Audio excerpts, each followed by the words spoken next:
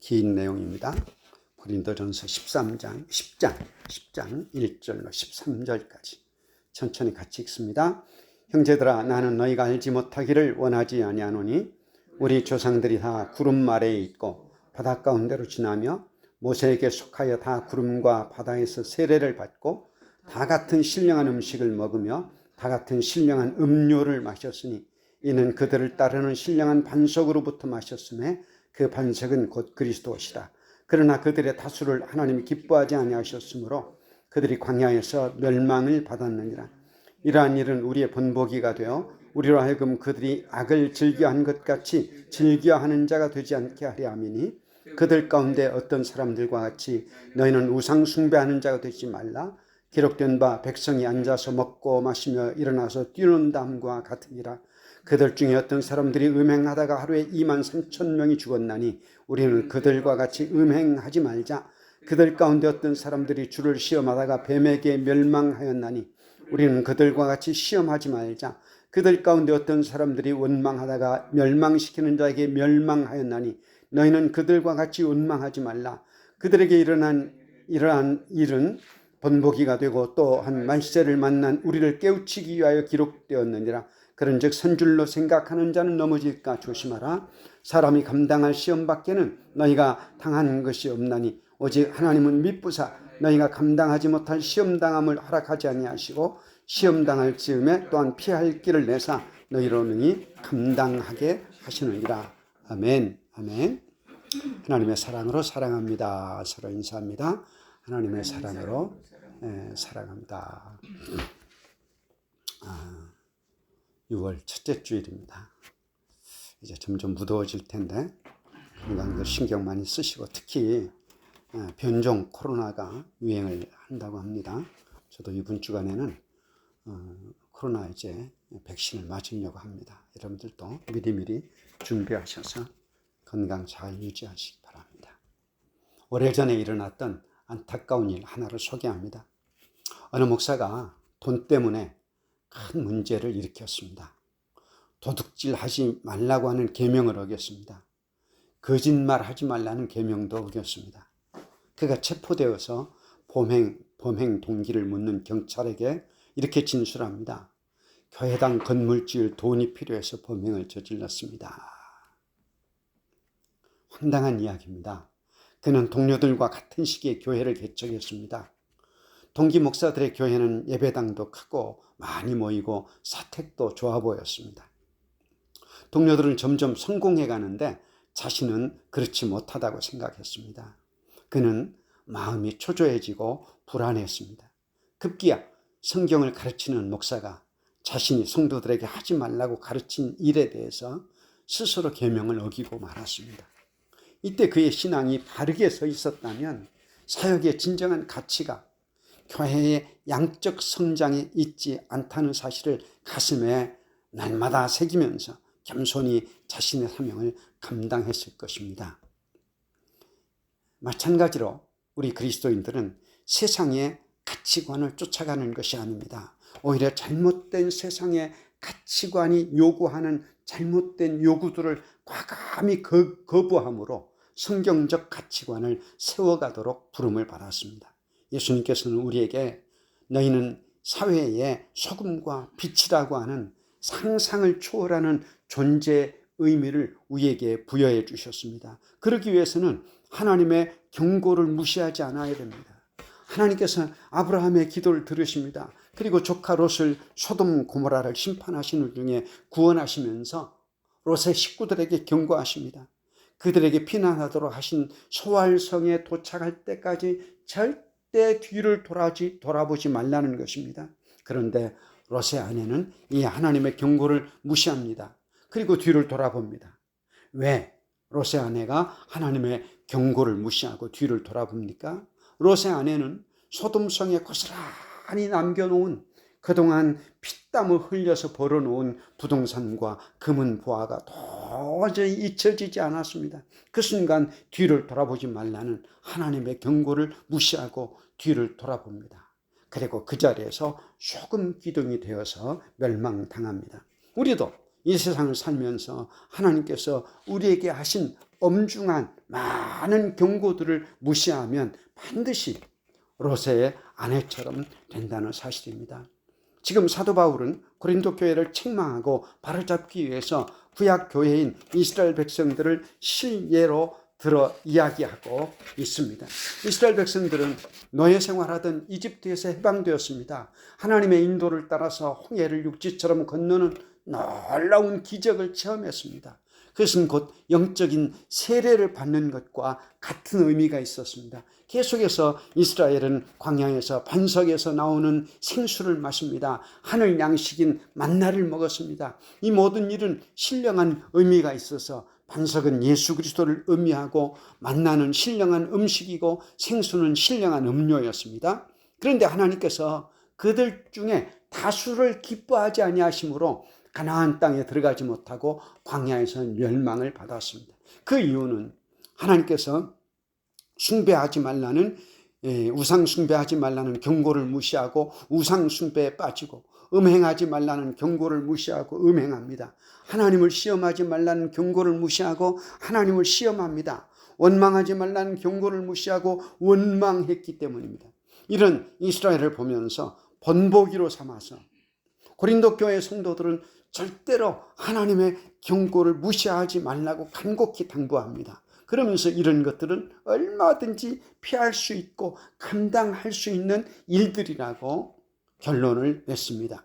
이 말씀은 지금까지 우리가 가지고 있는 구원에 대한 상식을 완전히 뒤집는 내용들입니다. 세례는 구원받았다고 하는 표시입니다. 젊은 남녀가 사랑을 확인하고 결혼을 약속하고 결혼식을 올립니다. 그러면 만천하에 부부가 된 것이 인정됩니다. 세례도 이처럼 우리가 예수 그리스도의 신부가 되었다고 하는 표시라고 할 수 있습니다. 이렇게 세례를 받은 사람들만 교회의 헌법은 성만찬에 참여할 것을 허락합니다. 그리스도의 몸을 상징하는 떡을 먹고 그리스도의 피를 상징하는 포도주를 마십니다. 이것은 신령한 양식이고 신령한 음료입니다. 이렇게 구원의 모든 조건을 완벽할 정도로 다 갖춘 사람들이 광야에서 멸망했다고 합니다. 그런데 그 다음 말씀이 더 우리를 놀랍게 만듭니다. 우리 본문 5절 6절 그리고 건너뛰어서 11절 12절을 읽겠습니다. 먼저 5절 6절 같이 읽습니다. 그러나 그들의 다수를 하나님이 기뻐하지 아니하셨으므로 그들이 광야에서 멸망을 받았느니라. 이러한 일은 우리의 본보기가 되어 우리로 하여금 그들이 악을 즐겨한 것 같이 즐겨하는 자가 되지 않게 하려 함이니. 그 다음에 11절 12절입니다. 그들에게 일어난 이런 일은 본보기가 되고 또한 말세를 만난 우리를 깨우치기 위하여 기록되었느니라. 그런즉 선줄로 생각하는 자는 넘어질까 조심하라. 아멘. 우리가 이 말씀을 좀 자세히 말씀드리면 세례를 받고 성찬식에 참여한 구약교회 회원들이 하나님의 경고를 무시함으로 하나님께서 그들을 기뻐하지 않으시고 그들을 죽이셨다는 것입니다. 마치 거짓 선지자 발람을 죽이듯이 이들도 죽이셨습니다. 그것은 그들이 하나님께서 기뻐하지 않는 일을 했기 때문입니다. 그러니까 우리도 하나님께서 기뻐하지 않으시는 일을 반복적으로 습관적으로 하게 되면 우리를 반드시 하나님께서 멸망시키신다는 것입니다. 그 다음 말씀은 더 구체적입니다. 하나님께서 구약교회 회원들에게 그렇게 하시는 것은 신약 교회 회원인 우리에게 본을 보이기 위해서라는 것입니다. 여기 본을 보인다는 말은 영어로 오리지널 혹은 모델 이런 단어로 표현합니다. 원형 혹은 모범 그런 말입니다. 그러니까 구약교회에 하나님께서 하신 일은 신약교회에도 동일하게 그대로 원형으로 모범으로 적용하신다는 말입니다. 이것을 볼 때 우리의 신앙생활이 적당히 흉내만 내는 신앙을 하나님께서는 절대로 용납하지 않으신다는 것입니다. 우리가 신학을 통해서 성경을 보는 것이 익숙해졌습니다. 그래서 종종 우리의 구원론이 성경이 말하는 구원론과 동떨어진 경우가 허다합니다. 이것은 참으로 위험한 일입니다. 우리가 오늘 말씀을 명심하고 또 명심해야 할 이유가 무엇입니까? 우리의 구원론이 성경과 다른 구원론을 붙잡고 있다면 우리 신앙 전체가 와르르 무너지는 것입니다. 신학자 아무개가 그렇게 말하더라가 아니고 하나님께서 어떻게 말씀하셨는지를 알고 믿어야 됩니다. 로마서 10장 10절은 말씀합니다. 사람이 마음으로 믿어 의에 이르고 입으로 시인해서 구원에 이른다. 아멘. 믿음으로 구원받는 것이지 행위로 구원받지 않는다고 성경은 분명히 강조합니다. 이것이 하나님의 은혜라고 가르칩니다. 십자가에서 예수님께서 하신 일로 인해서 율법의 요구를 다 이루셨습니다. 테텔라스타이 다 이루었다. 그래서 우리는 더 이상 율법이 요구하는 행위로 구원받지 않는다고 감사합니다.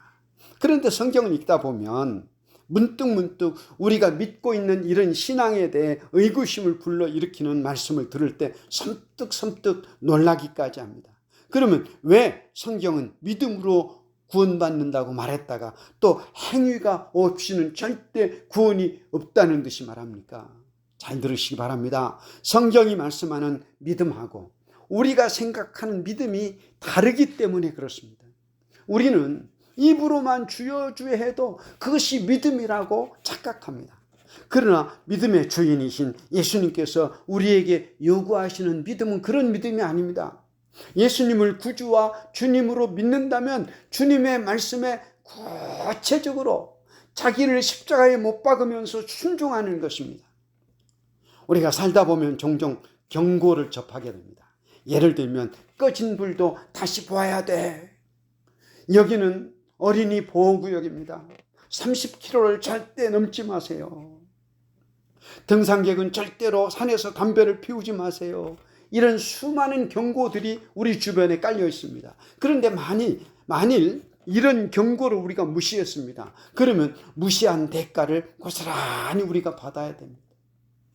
어린이 보호구역에서 30km를 훌쩍 넘고 달렸습니다. 그러면 10만 원 이상의 범칙금을 우리가 물게 됩니다. 왜 그렇습니까? 우리가 스스로 판단하는 구원의 확신이 그만큼 위험하기 때문입니다. 우리가 스스로 판단하는 구원, 이것과 성경이 우리에게 약속하는 구원의 차이를 우리는 또 명심하고 있어야 됩니다. 내가 하나님의 경고를 밥 먹듯이 무시하면서 나는 구원받았다고 하는 것은 큰 착각입니다. 예수님께서는 천국 대헌장인 산상수훈에서 결론을 이렇게 내리십니다. 우리 마태복음 7장 17절로 21절을 가서 한번 보시겠습니다. 마태복음 7장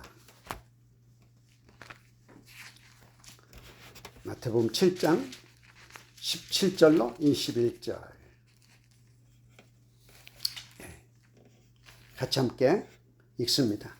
이와 같이 좋은 나무마다 아름다운 열매를 맺고 못된 나무가 나쁜 열매를 맺나니 좋은 나무가 나쁜 열매를 맺을 수 없고 못된 나무가 아름다운 열매를 맺을 수 없느니라. 아름다운 열매를 맺지 아니하는 나무마다 찍혀 불에 던져지느니라. 이러므로 그들의 열매로 그들을 알리라. 나더러 주여 주여 하는 자마다 다 천국에 들어갈 것이 아니요 다만 하늘에 계신 내 아버지의 뜻대로 행하는 자라야 들어가리라. 아멘. 여러분, 이 말씀을 한마디로 요약하면 예수님을 그리스도로 믿는다고 하는 믿음의 고백이 진실하다고 하는 증거는 행함이라고 하는, 삶이라고 하는, 인격이라고 하는 열매로 나타난다는 것입니다. 주여 주여 하면서 믿음을 고백한다고 다 천국 가는 것이 아닙니다. 하나님의 말씀에 날마다 순종하는 믿음이라야 천국에 간다는 것입니다. 우리가 아는 대로 십계명을 세부적으로 유대인들이 613개로 나누었습니다. 그 중에 하라고 하는 계명은 248개가 있고 하지 말라고 하는 계명은 365개가 됩니다. 그런데 248개는 우리 몸에 있는 뼈 전체 숫자입니다. 척추라든지 혹은 허벅지뼈라든지 갈비뼈라든지 모든 뼈의 숫자가 248이고 그 다음에 365는 1년의 날수입니다. 그러므로 하라고 하시는 말씀은 우리의 온 몸을 뼈까지 동원해서 힘써서 순종하라는 것입니다. 그리고 하지 말라고 하는 말씀도 매일매일 하루하루 적극적으로 하지 말아야 한다는 것입니다. 특히 오늘 말씀은 하나님께서 절대 하지 말라는 경고에 초점을 맞추고 있습니다. 우상숭배하지 말라, 음행하지 말라, 하나님을 시험하지 말라, 원망하지 말라. 그렇다면 여러분, 우리가 무엇 때문에 하나님의 경고를 무시하지 않아야 됩니까? 구약교회 성도들이 죄악을 즐거워하다가 망한 것 같이 우리도 죄악을 즐거워하다가 망하지 않기 위해서입니다. 6절 말씀 보겠습니다.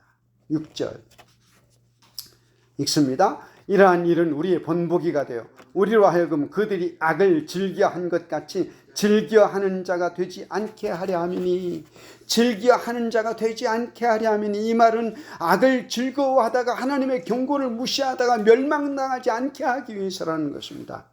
마태복음 19장 17절에 보면 예수께서 가라사대 어찌하여 선한 일을 내게 묻느냐, 선한 이는 오직 한 분이시니 네가 생명에 들어가려면 계명들을 지키라. 예수님은 선한 분은 오직 하나님 한 분뿐이시라고 단언하십니다. 그러므로 인간이 행하는 악은 사탄에게 속한 것이고 선은 하나님께 속한 것입니다. 하나님께서 하지 말라고 우리에게 말씀하시는 것은 모두 다 악한 것이기 때문입니다. 예를 들어서 거짓말하지 말라, 도둑질하지 말라, 우상숭배하지 말라, 간음하지 말라, 살인하지 말라, 미워하지 말라, 이런 모든 일은 하지 말아야 됩니다. 왜냐하면 이 모든 일이 악한 자, 사탄에게 속한 것이기 때문에 그렇습니다. 하나님의 경고를 무시하고 이렇게 하지 말라는 것을 하면 그것이 악을 행하는 것입니다. 사탄의 종로로 타는 것입니다. 우리는 하나님 아버지의 자녀들입니다. 자녀들은 마땅히 부모를 닮아야 됩니다. 마찬가지로 우리도 하나님 아버지의 선하심을 닮아야 됩니다. 그러기 위해 하나님께서 하지 말라고 금하시는 것은 그 이름조차 부르지 말라고 하십니다. 그리고 하나님께서 하라고 하신 일은 적극적으로 하면서 살라고 하십니다. 에베소서 2장 10절입니다. 우리는 그가 만드신 바라 그리스도 예수 안에서 선한 일을 위하여 지으심을 받은 자니 이 일은 하나님께서 전에 예비하사 우리로 그 가운데서 행하게 하려 하심이니라. 죄와 그 형벌로 인해서 악한 자 마귀에게 속해서 영원히 하나님을 떠나 있던 우리를 예수 그리스도 안에서 구원하신 하나님의 목적이 무엇입니까? 우리로 선한 일을 행하며 살도록 하기 위해서, 하나님의 뜻을 행하며 살도록 하기 위해서입니다. 그러므로 우리는 하루를 살아도 하나님께서 하지 말라고 금하신 것은 절대 하지 말아야 됩니다. 사탄 마귀가 온 천하를 너한테 안겨줄 테니까 한 번만 거짓말하라고 해도 우리는 절대 하지 말아야 됩니다. 인생의 최고의 성공을 안겨줄 테니 한 번만 우상에게 절하라고 해도 하지 말아야 됩니다. 왜냐하면 우리는 잠깐 성공하는 듯 하다가 영원히 망하는 사람들이 아니라 잠깐 망하는 듯 하지만 영원히 성공하는 인생을 살아야 하기 때문에 그렇습니다. 제가 최근에 즐겨 묵상하는 경건서적이 A.W. 토저의 책들입니다. 토저가 이런 말을 합니다. 해롭지 않은 것을 남용하는 것이 죄의 본질이다. 다시 한번 말씀드립니다. 해롭지 않은 것, 그것을 남용하는 것이 죄의 본질이라는 것입니다. 저는 이 말씀을 읽으면서 소스라치게 놀랐습니다. 해롭지 않은 것은 우리가 살아가는 생활 속에 정말 많습니다. 건강을 위한 운동, 취미생활, 나름 스트레스를 해소하는 소비나 여행, 이런 것들도 해롭지 않은 것입니다. 그런데 그런 것을 종종 무분별하게 남용합니다. 왜냐하면 좋은 것은 중독성이 강하기 때문입니다. 그런데 그것이 죄의 본질이라고 A.W. 토저는 심각하게 우리에게 지적합니다. 왜 그런 것이 죄의 본질입니까? 우리로 먼저 하나님 나라와 그 의를 구하는 일을 방해하기 때문입니다. 우리의 시간도, 우리의 돈도, 우리의 정력도, 우리에게 은사도, 너희는 먼저 하나님의 나라와 의를 구하라고 했는데 그게 아니고 내 즐거움, 내 기쁨, 내 만족을 구하게 만들기 때문에 그렇습니다. 우리가 평소에 보지 못하던 것을 토저는 날카로운 눈으로 지적합니다. 이번 주에 순교자의 소식지가 왔습니다. 특집으로 투르크메니스탄에 핍박받는 성도들과 목회자 이야기가 실렸습니다. 그들은 목숨을 내어놓고 신앙을 지킵니다. 또 목숨을 걸고 복음을 전합니다. 그런데 그런 사람들에게 12만 원이면 한 달 생활비와 활동비를 지급할 수 있다고 합니다. 이런 내용들을 접하면서도 신속히 그들을 돕겠다고 송금하지 않고 미루고 있는 내 모습이 너무 부끄럽습니다.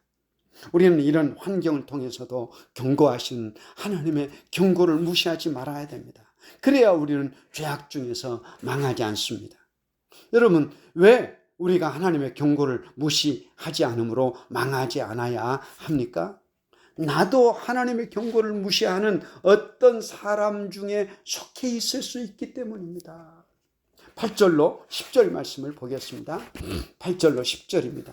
그들 중에 어떤 사람들이 음행하다가 하루에 2만 3천 명이 죽었나니 우리는 그들과 같이 음행하지 말자. 그들 가운데 어떤 사람들이 주를 시험하다가 뱀에게 멸망하였나니 우리는 그들과 같이 시험하지 말자. 그들 가운데 어떤 사람들이 원망하다가 멸망시키는 자에게 멸망하였나니 너희는 그들과 같이 원망하지 말자. 아멘. 8절에 어떤 사람들이 음행하다가 하루에 2만 3천 명이 죽었나니 9절에 어떤 사람들이 주를 시험하다가 뱀에게 멸망하였나니 10절에 어떤 사람들이 원망하다가 멸망시키는 자에게 멸망하였나니 여러분 죽었다 혹은 멸망했다고 하는 말은 무슨 뜻입니까? 그들이 하나님께 선택받은 선민이기 때문에 육체적으로는 죽기는 했지만은 영적으로는 구원받았다는 말입니까? 아닙니다. 이런 말장난을 하면 안 됩니다. 신학자들에게 우리가 속는 법이 종종 있습니다. 그러면 안 됩니다. 왜냐하면 이어서 나오는 11절이 논리를 뒷받침한다고 생각합니다. 11절을 이어서 읽습니다. 그들에게 일어난 이런 일은 본보기가 되고 또한 말세를 만난 우리를 깨우치기 위하여 기록되었는다. 아멘. 말세를 당한 성도들이 적당히 세상과 타협하며 하지 말라는 것을 하면서 살 때 뭐 이게 큰 죄가 되나? 뭐 이게 큰 잘못인가? 그럴 때 반드시 하나님 앞에서 멸망한다는 것을 경고하고 있습니다. 하지 말라는 경고를 무시할 때 반드시 지옥불에 떨어지고 맙니다. 우리는 영원히 멸망하지 않기 위해서 악을 즐거워하지 말고 선을 즐거워해야 됩니다. 오늘 하나님의 경고를 무시하지 말라고 하는 말씀은 분명히 말세를 사는 우리를 깨우치기 위해서 기록한 말씀이라고 합니다. 우리는 오늘 말씀을 들으면서 또 명심해야 됩니다. 나는 하나님의 경고하심을 무시하고 살고 있지 않습니까? 제 아내가 4박 5일 싱가포르 여행을 대학 동기들과 함께 다녀왔습니다. 그런데 친구 중에 말썽만 피우는 전혀 도움이 되지 않는 친구가 있답니다. 그래서 친구들이 그를 향해서 민망하지만 대놓고 너는 다음부터는 우리와 함께 여행할 생각을 하지 말고 내 동생이나 데리고 다니면서 여행하라 이렇게 경고했답니다. 그랬더니 이 친구가 말하길 너희들은 왜 나를 괴롭히고 나를 왕따를 시키느냐 화를 내더랍니다. 무엇을 말합니까? 사람은 등잔 밑이 어둡다고 죽을 때까지 자기 문제를 알지 못하고 잘 들으세요. 자, 여기 집중하세요. 사람은 등잔 밑이 어둡다고 죽을 때까지 자기 문제를 알지 못하고 살아가기가 쉽다는 것입니다. 이것을 오늘 여러분에게 연결해서 생각해 봅니다. 이 설교를 듣는 시간에 나는 하나님의 경고를 한 번도 무시하고 살지 않았습니다. 나는 지금까지 하나님의 말씀을 잘 듣고 순종하면서 살았습니다. 이렇게 생각하는 사람이 우리 중에 90%라는 것입니다.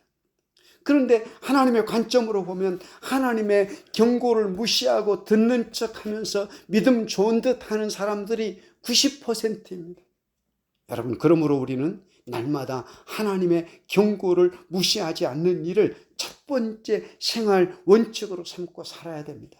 무엇보다도 우리의 믿음이나 삶을 내가 판단하는 것이 아니라 말씀의 거울 앞에 비추어 판단해야 됩니다. 성경이 우리에게 구체적으로 보여주시는 하나님은 구원의 하나님이십니다. 그러면서 동시에 심판하시는 하나님이십니다. 우리 요한복음 3장으로 가서 보겠습니다. 중요한 성경 구절이니까 찾아봅니다. 요한복음 3장. 딴 생각들 하지 마시고 요한복음 3장 집중하시기 바랍니다. 요한복음 3장 16절로 21절.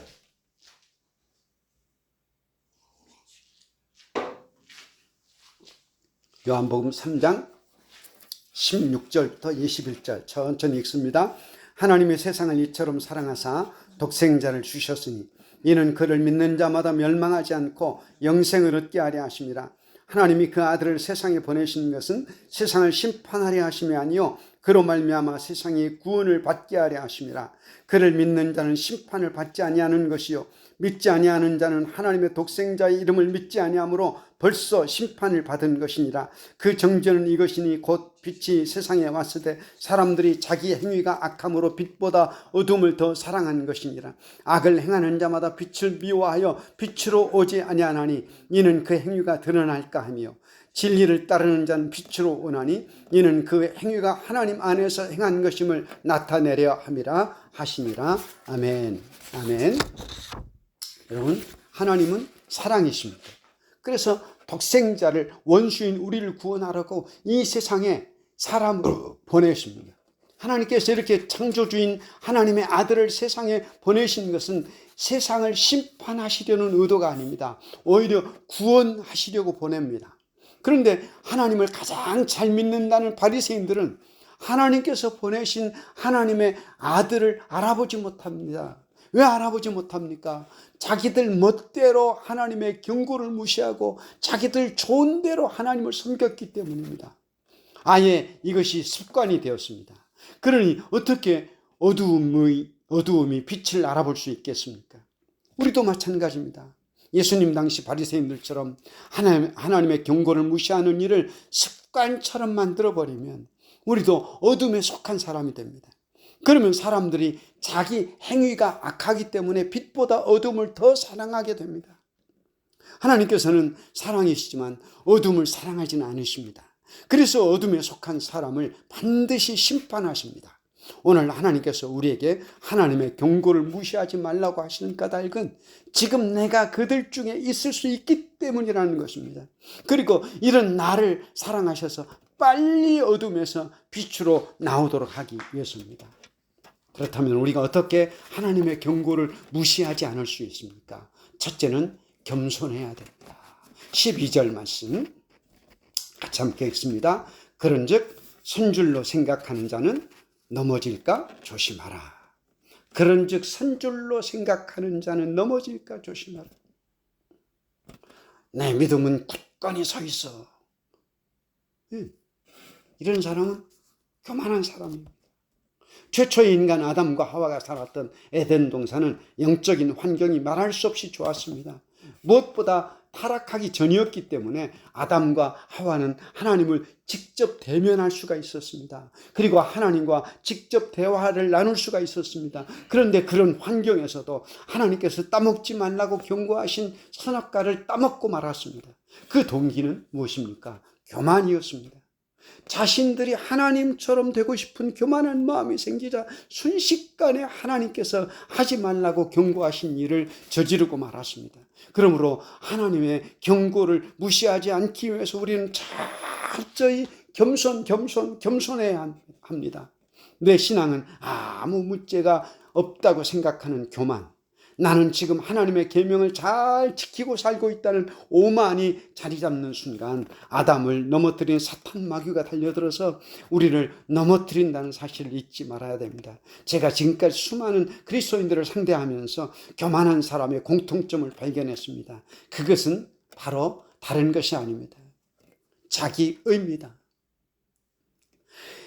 자기 눈에 있는 들보를 발견하지 못하고 남의 눈에 있는 티만 발견하는 자기의는 자기가 자기를 의롭다고 생각하는 것입니다. 다른 사람이 당신을 참 의롭다고 말한다면 그럴 수 있습니다. 그런데 스스로 나는 의롭다 이렇게 생각하는 것은 사탄의 속임수입니다. 믿음이 올바로 자리 잡은 사람은 항상 자기를 낮춥니다. 나의 나 된 것은 내가 아니고 하나님의 은혜로 된 것입니다. 나는 마땅히 할 일을 했을 뿐 무익한 종입니다. 나는 죄인 중에 괴수입니다. 이런 생각을 하는 사람이 진정으로 의로운 사람입니다. 그리고 이렇게 하나님께서 인정하시는 의로 무장한 사람이 겸손한 사람입니다. 이런 사람은 항상 깨어 있어서 하나님의 경고를 절대 무시하지 않습니다. 둘째는 유혹하는 사탄 마귀를 이길 수 있게 하시는 성령님을 신뢰해야 됩니다. 우리 13절 말씀 마지막으로 같이 읽습니다. 사람이 감당할 시험 밖에는 너희가 당하는 것이 없나니 오직 하나님은 미쁘사 너희가 감당하지 못할 시험 당함을 허락하지 아니하시고 시험 당할 즈음에 또한 피할 길을 내사 너희로 너희 감당하게 하시느니라. 아멘. 하나님께서는 우리가 감당할 수 없는 시험은 허락하지 않으십니다. 그리고 우리가 시험에 직면했을 때는 능히 시험을 이길 힘을 공급해 주십니다. 어떻게 공급하십니까? 우리가 예수님을 그리스도라고 고백하게 하시는 분은 성령님이십니다. 이렇게 우리가 믿음을 고백하면 그 순간 성령님께서 우리 안에 들어오십니다. 그리고 성령님은 그때부터 우리 안에서 우리를 도와주시는 보혜사로 사역하십니다. 이 성령님은 우리보다 우리의 연약함을 더 구체적으로 아십니다. 성령님은 우리의 약점이 무엇인지 우리보다 더 잘 아십니다. 그래서 성령님은 우리가 범죄하려고 할 때는 말할 수 없는 탄식으로 우리의 양심에, 우리 영혼에 신호를 보내십니다. 또한 친히 우리를 위해서 간절히 말할 수 없는 탄식으로 기도하십니다. 그러므로 우리는 겸손히 성령님만 의지함으로 하나님께서 우리가 멸망하지 않도록 하지 말라고 경고하신 일들을 하지 않고 오히려 선한 일에 열심을 낼 수 있습니다. 예수님께서 공생애를 시작하시기 전에 성령님께 이끌려 40일을 금식하십니다. 그때 금줄인 예수님께 사탄 마귀가 접근합니다. 그리고 유혹합니다. 이 수많은 돌들로 떡을 만들어 먹어봐라. 순간 예수님께서는 사람이 떡으로만 사는 것이 아니요 하나님의 입으로 나오는 말씀으로 산다고 사탄의 유혹을 물리치십니다. 이번에는 사탄이 예수님을 데리고 성전 꼭대기로 가서 네가 하나님의 아들이면 여기서 뛰어내려라. 그러면 천사들이 너를 받들어서 발이 돌에 부딪히지 않게 할 것이라고 합니다. 순간 예수님께서는 너희 하나님을 시험하지 말라고 하십니다. 또다시 사탄은 예수님을 높은 산으로 데리고 와서 천하만국을 보여줍니다. 그리고 나에게 무릎을 한 번만 꿇고 절하면 모든 것을 너에게 주겠다고 합니다. 그러자 예수님께서 사탄을 꾸짖으십니다. 사탄아 물러가라. 기록되었을 때 주 너의 하나님께 경배하고 다만 그를 섬기라 하였느니라. 순간 사탄이 물러가고 천사들이 수종됩니다. 믿음은 하나님의 경고를 무시하지 않는 것입니다. 어렸을 때 부모님은 우리에게 하지 말라는 금기사항을 많이 말씀하셨습니다. 형제끼리 싸우지 말아라, 거짓말하지 말아라, 부모님 말씀에 거역하지 말아라, 공부 시간에 딴짓하지 말아라, 수없이 하지 말라를 강조하셨습니다. 왜 그랬을까요? 어릴 때는 철이 없어서 부모님의 말씀이 족쇄처럼 여겨졌습니다. 그런데 성장하고 철이 들어 생각하니 부모님의 그런 잔소리가 나의 울타리가 되어서 오늘의 내가 있다는 사실을 깨달았습니다. 하나님께서 우리에게 우상 숭배하지 말아라, 거짓말하지 말아라, 간음하지 말아라, 도둑질하지 말아라 하시는 것도 우리가 영원히 지옥에 떨어지지 않게 하시기 위해서입니다. 그런데 하나님께서는 이렇게 말씀으로만 경고하실 뿐만 아니라 환경이나 사람을 통해서도 경고하십니다. 왜냐하면 우리가 말씀의 우둔에서 깨닫지 못할 때는 직접 환경을 동원하시고 또 사람을 동원하십니다. 하나님 말씀에 쏙 들었던 다윗의 일생에 한 가지 오점이 있습니다. 햇사람 충신 우리아를 죽이고 우리아의 아내 밧세바를 취한 것입니다. 하나님께서 나단 선지자를 통해서 다윗의 죄를 꾸짖으십니다.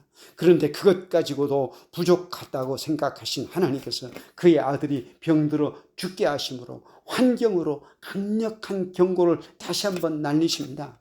여러분, 스포츠 경기에서 선수가 용납할 수 없는 파울을 하면 먼저 옐로 카드를 줍니다. 그리고 경고합니다. 그런데 이 경고를 무시하고 또다시 파울을 합니다. 그때는 레드 카드를 꺼내서 경기장에서 쫓아냅니다. 이것이 우리 인생에서도 그대로 적용됩니다. 그러므로 우리는 항상 믿음으로 깨어 있어야 됩니다. 그리고 말씀으로, 환경으로, 사람으로 하시는 하나님의 경고를 무시하지 말고 즉시 회개해야 합니다.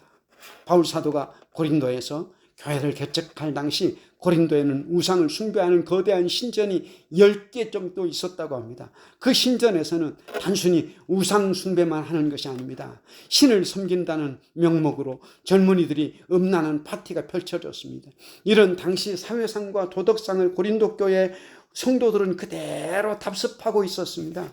이것은 진정 예수 그리스도를 믿는 믿음을 가진 사람이면 도저히 생각도 할 수 없는 악한 일들이었습니다. 바울과 바나바는 이런 고린도 교회를 불쌍히 여기면서 간곡하게 고린도후서 13장 7절에서 이렇게 말합니다. 우리가 하나님께서 너희로 악을 조금도 행하지 않게 하시기를 구하노니 이는 우리가 옳은 자임을 나타내고자 함이 아니라 오직 우리는 버림받은 자 같을지라도 너희는 선을 행하게 하고자 함이라. 아멘. 이런 간곡한 심정이 오늘 저희 심정으로 여러분들에게 전달되기를 바랍니다. 이야기 하나 하고 말씀을 마무리합니다. 중소기업을 운영하는 어느 성도님이 사회적 모델이 되는 멋진 기독기업을 만들고 싶다는 포부를 가지고 있었습니다. 그래서 성경에서 하지 말라는 경고인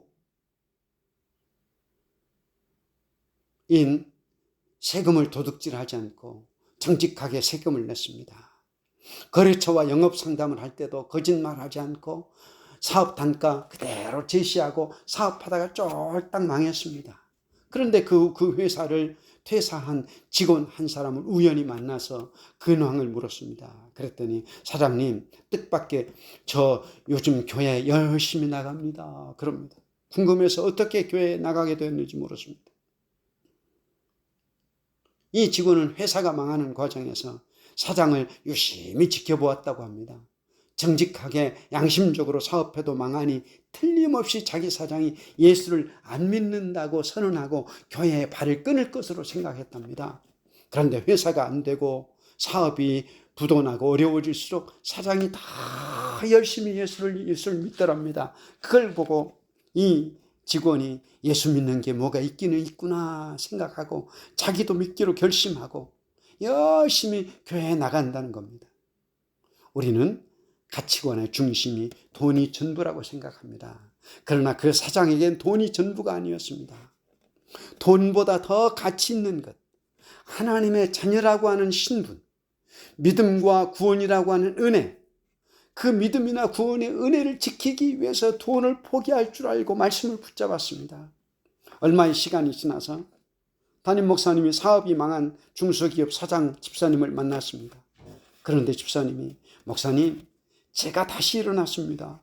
요즘 사업이 너무 잘 됩니다. 그럽니다. 하나님께서는 하나님의 경고를 무시하지 않고 믿음으로 하나님의 말씀을 붙잡고 악을 행하지 않고 선을 행하려고 하는 자녀들을 절대로 외면하지 않으십니다. 우리는 궁극적인 성공이 무엇인지 생각하면서 믿음으로 하나님의 경고를 무시하지 않고 악을 물리치고 선을 행해야 됩니다. 말씀을 마무리합니다. 이처럼 우리가 하나님의 경고를 무시하지 않고 믿음을 지킬 때 하나님께서는 우리가 감당할 시험만 허락하십니다. 마치 수능시험에 내가 알고 있는 문제만 나온다면 만점을 맞듯이 우리 인생의 믿음의 시험에도 하나님께서는 우리가 넉넉히 감당할 수 있는 시험만 허락하십니다. 그래서 우리를 순금같이 만들어 가십니다. 그런데 우리가 하나님의 경고를 무시하고 여전히 나쁜 습관을 버리지 않습니다. 이것이 죄의 본질이라고 했습니다. 죄의 본질은 하나님을 사랑하는 것이 아니라 나만을 사랑하는 것. 이것이 죄의 본질입니다. 우리 모두 믿음의 주인이신 하나님께서 보실 때 만점 인생을 사시기를 주님의 이름으로 축원합니다. 믿음은 하나님의 경고를 절대 무시하지 않는 것입니다. 아멘.